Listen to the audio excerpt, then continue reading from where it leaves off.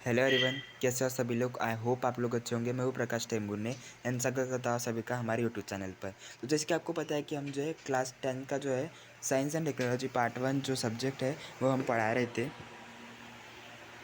हमने इसमें जो है 5 चैप्टर जो है वो हम जो है बाद में पढ़ाएंगे। तो हमने छठवां चैप्टर जो है वो शुरू किया था रिफ्रैक्शन ऑफ लाइट जिसे हम बोलते हैं। तो रिफ्रैक्शन ऑफ लाइट में हमने बहुत सारी चीज़ें पढ़ ली है। जैसे कि रिफ्रैक्शन ऑफ लाइट क्या होता है उसका इंट्रोडक्शन दिया था पहले लेक्चर में, कुछ एक्टिविटीज़ से समझा था, 3 एक्टिविटीज़ से कि एक्चुअल में रिफ्रैक्शन ऑफ लाइट होता क्या है। फिर कुछ प्रॉपर्टीज़ पढ़े थे, कुछ लॉस पढ़े थे रिफ्रैक्शन के। फिर रिफ्रैक्टिव इंडेक्स क्या होता है, स्नेल्स लॉ क्या होता है, वेलोसिटी से हम कैसे रिफ्रैक्टिव इंडेक्स निकाल सकते हैं किसी भी मीडियम का। फिर हमने बहुत सारे प्रॉपर्टीज़ पढ़े थे रिफ्रैक्शन के, ठीक है। और यहाँ पे कुछ ट्विंकलिंग ऑफ स्टार्स, कुछ फिनोमेना जो होते हैं रिफ्रैक्शन के कारण होते हैं, वो हमने पढ़ा था। और यहाँ पे डिस्पर्जन ऑफ लाइट क्या होता है वो सब हमने पढ़ा था।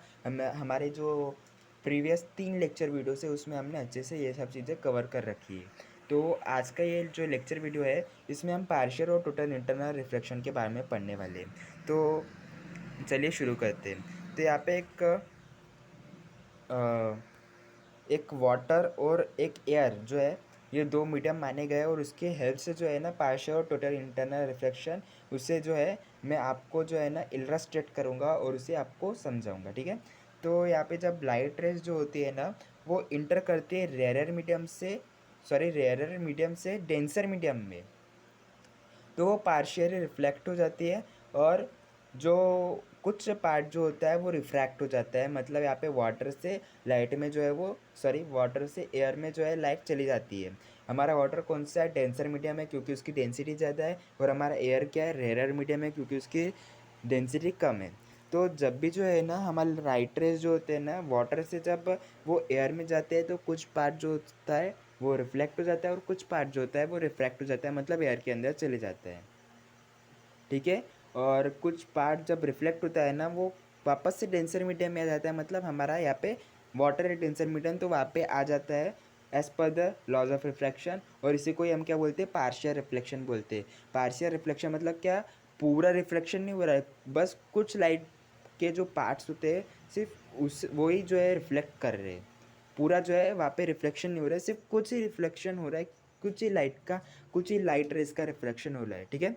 तो बाकी के जो लाइट रेज जो होते हैं वो रिफ्रैक्ट होके रेयर मीडियम में चले जाते हैं, जिसके आपको इस टेक्स्ट बुक में बोला गया है।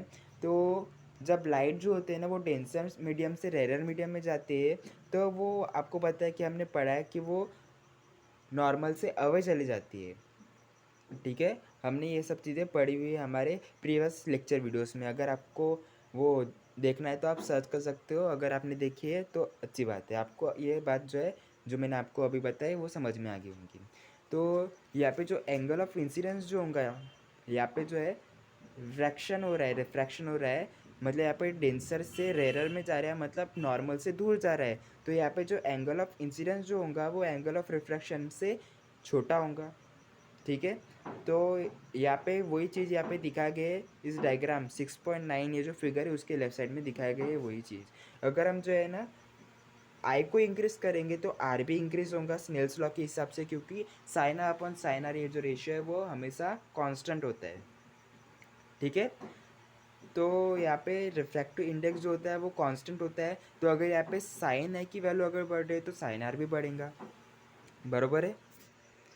तो यहाँ पे एक पर्टिकुलर वैल्यू ऑफ आई जिस पे जो वैल्यू ऑफ आर जो है वो 90 डिग्री बन जाए, मतलब ऐसी एक वैल्यू आई की जिस पे आर की वैल्यू 90 डिग्री बन जाए, उस आई की वैल्यू को हम क्रिटिकल एंगल बोलेंगे।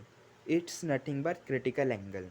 तो आपने क्रिटिकल एंगल सुना होगा, नहीं सुना होगा तो कोई बात नहीं। क्रिटिकल एंगल मतलब क्या होता है, क्रिटिकल एंगल मतलब एक ऐसा वैल्यू होती है आई की जिस पे आर की वैल्यू जो है 90 डिग्री बन जाए, ये आपको अच्छे से याद रखना है।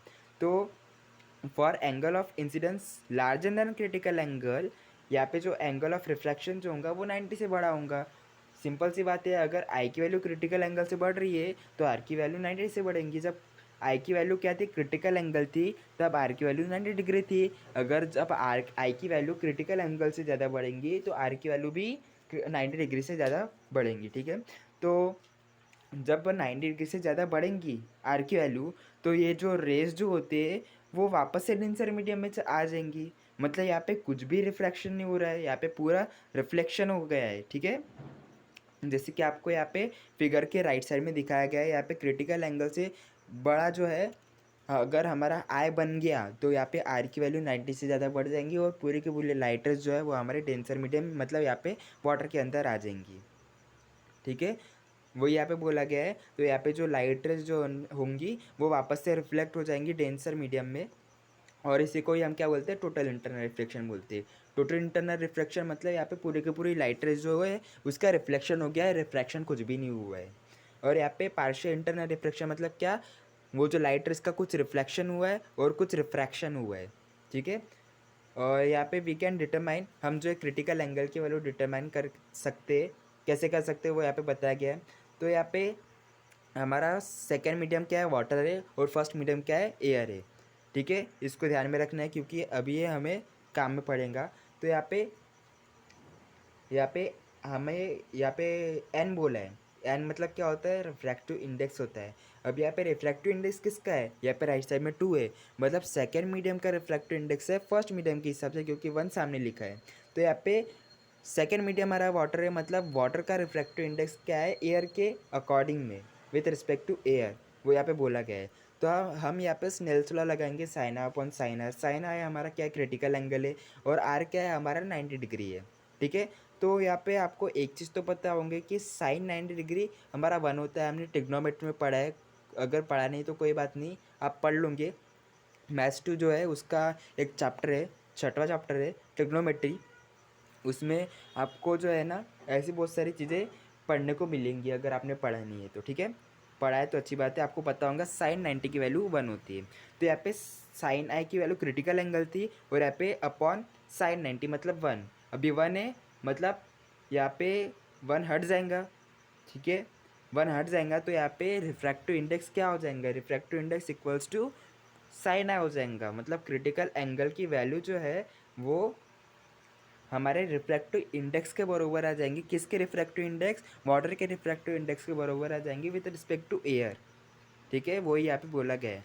अगर हमें क्रिटिकल एंगल की वैल्यू निकालनी है तो हम कैसे निकालेंगे, हम वाटर का जो है रिफ्रैक्टिव इंडेक्स निकालेंगे according to, with respect to बोल सकते हैं हम, एयर के। ठीक है, तो इससे हमें क्रिटिकल एंगल की वैल्यू मिल जाएंगी। जितना वाटर का रिफ्रैक्टिव इंडेक्स रहेगा उतना ही जो है क्रिटिकल एंगल भी रहेगा। तो यहाँ पे रेनबो जो होता है ना, वो एक नेचुरल फिनोमिनन जो है, हम सबको पता है, एक नेचुरल फिनोमिनन है। तो उसके पीछे भी एक रिफ्रैक्शन है, एक लॉजिकल रिफ्रैक्शन का। ठीक है, जो कि हमें पढ़ना है। तो ये एक कंबाइंड इफेक्ट होता है बहुत सारे नेचुरल प्रोसेसेस का। तो यहाँ पे नेमली क्या होता है कि यहाँ पे सबसे पहले रिफ्रैक्शन होता है, डिस्पर्जन होता है, और यहाँ पे रिफ्लेक्शन होने के बाद वापस से हम क्या बोल सकते हैं, रिफ्रैक्शन होता है। तो ये सब कलेक्टिव जो है, कलेक्टिवली यहाँ पे रेनबो जो है फॉर्म करते हैं। तो अभी वो कैसे फॉर्म होता है वो सब जो है अभी हम पढ़ने जा रहे हैं। ठीक है, तो यहाँ पे बोला गया है, तो एक कंबाइंड इफेक्ट है डिस्पर्शन, रिफ्रैक्शन और total internal refraction of light का। ठीक है, तो it can be seen during rainfall, मतलब आफ्टर रेनफॉल। रेनफॉल होने के बाद ही हमें ये दिखता है। तो स्मॉल ड्रॉपलेट जो होते हैं ना वाटर के, वो एक प्रिज्म की तरह काम करते हैं यहाँ पे। तो जब लाइट रेज जो होती है ना सन के, वो जब इस ड्रॉपलेट्स के अंदर इंटर करते हैं तो वो रिफ्रैक्ट हो जाते हैं, और रिफ्रैक्ट होने के वजह से यहाँ पे हर एक कलर की जो वेलोसिटी होती है वो अलग अलग होती है, तो वो अलग अलग तरीके से बेंड हो जाएगा। ठीक है, तो यहाँ पे बेंड होने के कारण यहाँ पे डिस्पर्शन ऑफ लाइट हो जाएगा। डिस्पर्शन ऑफ लाइट क्या होता है वो हमने प्रीवियस लेक्चर में पढ़ा है, अगर आपने नहीं पढ़ा है तो आप जाके देख सकते हो लेक्चर। ठीक है, तो यहाँ पे डिस्पर्शन होगा, फिर क्या पे जब डिस्पर्शन होगा तो वो हमारे वाटर ड्रॉपलेट की इंटरनल जो सरफेस होता है उससे टकराएंगा, और यहाँ पे इंटरनल रिफ्रैक्शन होगा जैसे कि आपको यहाँ पे फिगर में दिखाई दे रहा है। और उसके बाद जो है ना, once again the light gets refracted, जब वो बाहर आते रहेंगी, ड्रॉपलेट से बाहर आएंगी, तब वो फिर से एक बार रिफ्रैक्ट होंगी, और इसी 3 प्रोसेसेस के कारण यहाँ पे रेनबो फॉर्म होता है। कौन से 3 प्रोसेसेस, पहला रिफ्रैक्शन हो गया, बाद में इंटरनल रिफ्लेक्शन हो गया, बाद में फिर से रिफ्रैक्शन हो गया, और यहाँ पे हमारा डिस्पर्शन। तो यहाँ पे कितने प्रोसेस हुए, रिफ्रैक्शन, डिस्पर्शन, रिफ्लेक्शन, 3 प्रोसेस के कारण यहाँ पे हमारे रेनबो फॉर्म होता है। तो यहाँ पे बुक्स आर माई फ्रेंड्स, कुछ बुक्स के नाम बताया गया है। Why the sky is blue, हमारे doctor C V. Raman talks about science. और यहाँ पे सी.वी. रमन एंड चंद्र लेखा, इनने जो है वो इस किताब को लिखा गया है।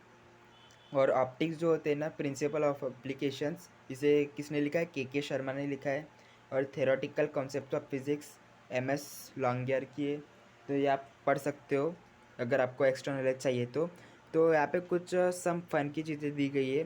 तो यहाँ पे आपको जो प्लास्टिक के जार से refraction of light, sorry dispersion of light होता है क्या, वो ट्राई करना है। फिर उसके प्लास्टिक के जार के साथ तो करना ही करना है, बाद में उसके बाद मिरर और वाटर से डिस्पर्शन ऑफ लाइट होता है क्या, वो चेक करना है। ठीक है, यहाँ पे आपको एक मज़े के लिए यहाँ पे बताया गया है और आपको करके बताना है और मुझे लॉजिकली यहाँ पे साइंटिफिक रीज़न देना है कि अगर हो रहा है तो क्यों हो रहा है, अगर नहीं हो रहा है तो क्यों नहीं हो रहा है। ठीक है, आप कमेंट बॉक्स में मुझे बता सकते हो। यहाँ पे कुछ सॉल्ट एग्जांपल्स दी गई है। ठीक है, यहाँ पे पहला सॉल्ट एग्जांपल है, तो यहाँ पे एब्सोल्यूट रिफ्रैक्टिव इंडेक्स दिया गया है, मतलब वैक्यूम के अकॉर्डिंग में। ठीक है, वैक्यूम के रिस्पेक्ट में यहाँ पे कुछ रिफ्रैक्टिव इंडेक्स दिया गया है वाटर का, जो कि है हमारा 1.36। तो यहाँ पे बोला गया है कि हमारे लाइट की वेलोसिटी क्या रहेंगी वाटर में, वो पूछा गया है। तो यहाँ पे velocity of light in vacuum हमें यहाँ पे दिया गया है 3 × 10⁻8 मीटर पर सेकेंड दिया गया है हमें। तो यहाँ पे हमें V1 मिल चुका है, जो कि हमारा 3 × 10⁸ मीटर पर सेकेंड। एन की वैल्यू हमें दी गई है 1.36। और यहाँ पे हमें फार्मूला पता है, अगर हमें निकालना है, हमें क्या निकालना है, हमें सेकेंड मीडियम की निकालना है। सेकेंड मीडियम का मतलब हमारे वाटर का रिफ्रैक्टिव इंडेक्स निकालना है अकॉर्डिंग टू फर्स्ट मीडियम, जो कि हमारा वैक्यूम है। मतलब एब्सोल्यूट रिफ्रैक्टिव इंडेक्स जो होता है वो हमें दिया गया 1.36। तो इक्वल्स टू किसके रहेगा, वो हमारा इक्वल्स टू रहेगा V1/V2 के। ठीक है, तो यहाँ पे V1 हमें दिया गया है 3 × 10⁸ अपॉन हमें V², जो कि हमारा velocity of light in water, वो निकालना है। तो उसे एज इट इज़ रखेंगे। बाद में यहाँ पे V2 उधर चले जाएंगा और 1.36 उधर चले जाएंगा, तो 3 × 10⁸8 डिवाइड हो जाएगा 1.36 से। तो यहाँ पे हमारा फाइनल में आंसर आ जाएगा 2.21 × 10⁸8 मीटर पर सेकेंड। और यहाँ पे दूसरा हमारा सॉल्ट एग्जाम्पल दिया गया है कि लाइट ट्रैवल जो है ना, वो 1.5 × 10⁸8 मीटर पर सेकेंड की स्पीड से एक मीडियम में ट्रैवल करती है। तो जब वो सेकेंड मीडियम में इंटर करेंगी तो उसकी वेलोसिटी क्या हो जाएंगी, 0.75 × 10⁸8 मीटर पर सेकेंड। तो यहाँ पे रिफ्रैक्टिव इंडेक्स निकलना है सेकेंड मीडियम का with respect to first medium. ठीक है, तो हमें V1 दिया गया 1.5 × 10⁸8 मीटर पर सेकेंड, और यहाँ पे V2 दिया गया हमारा 0.75 × 10⁸8 मीटर पर सेकेंड। तो हमें यहाँ पे फर्स्ट मीडियम का जो है रिफ्रैक्टिव इंडेक्स निकालना है with respect to second medium. तो यहाँ पे जब रिफ्रैक्टिव इंडेक्स निकालेंगे फर्स्ट मीडियम का with respect to second medium, तो वो हमारा हो जाएगा 1.5 × 10⁸8 अपॉन 0.75 × 10⁸8। 10⁸8 कैंसिल हो जाएगा, 1.5 जब डिवाइड होगा 0.75 से, तो हमारा आंसर क्या आएगा, 2 आएगा। ठीक है, तो यहाँ पे हमें रिफ्रैक्टिव इंडेक्स निकल गया है फर्स्ट मीडियम का with respect to second medium. तो यहाँ पे जो है हमारा चैप्टर कंप्लीट होता है। तो अगले लेक्चर वीडियो से जो है हम 7वां चैप्टर जो हमारा लेंसेज है वो पढ़ाएंगे। ठीक है फ्रेंड्स, तो आई होप आपको ये सब चीज़ें जो है, जो कि मैंने इस 4 लेक्चर वीडियो में आपको समझाई, वो अच्छे से समझ में आ गई होंगी। तो आई होप आपको ये लेसन अच्छे से समझ में आ गया होगा। अगर आपको ये लेक्चर वीडियो पसंद आई है तो इस लेक्चर वीडियो को लाइक कर दीजिएगा। और अगर आपको इस चैनल जो है उसके कंटेंट्स अच्छे लग रहे हैं तो इस चैनल को सब्सक्राइब जरूर कर लीजिएगा। अगर आप हमारे चैनल पर नए हो तो सब्सक्राइब कर लेना। ठीक है फ्रेंड्स, तो मिलते हैं मैं अगले लेक्चर वीडियो में। ये वीडियो देखने के लिए thank you and good bye.